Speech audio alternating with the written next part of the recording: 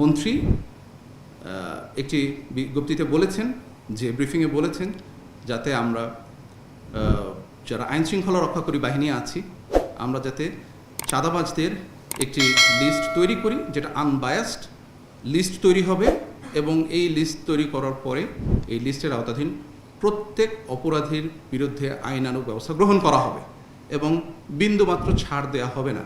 সে লক্ষ্যে কিন্তু rapid action battalion আমরা আমাদের কার্যক্রম পরিচালনা করছি।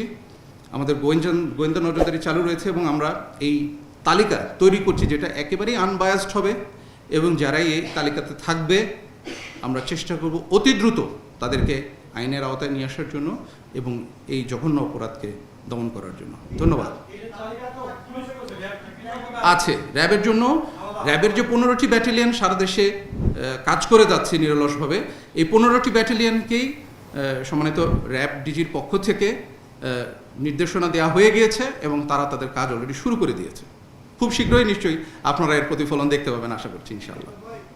এটা পূর্বশত্রুতার জেরে আমরা যখন এই তথ্যটা, আসলে বিষয়টা কিন্তু ঘটেছে অতি সম্প্রতি, এবং ঘটনা ঘটার 48 ঘন্টার ভেতরেই কিন্তু আমরা আসামিকে গ্রেফতার করতে সক্ষম হয়েছি।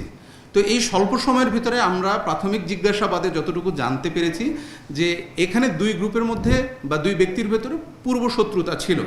এই পূর্বশত্রুতার জের ধরেই অপরাধীরা জানতো যে ভিকটিম এই পথ দিয়ে যাবে সকালবেলা, তাই তারা সেখানে ওত পেতে অপেক্ষা করেছিল এবং এই গ্রুপটা তার পথ রোধ করে তাকে সেখানে আক্রমণ করে এবং এই জঘন্যতম অপরাধের তাদের নৃশংসতা এতটাই ছিল, তারা ধারণা করে নিয়েছিল যে ভিকটিম মারা গিয়েছে।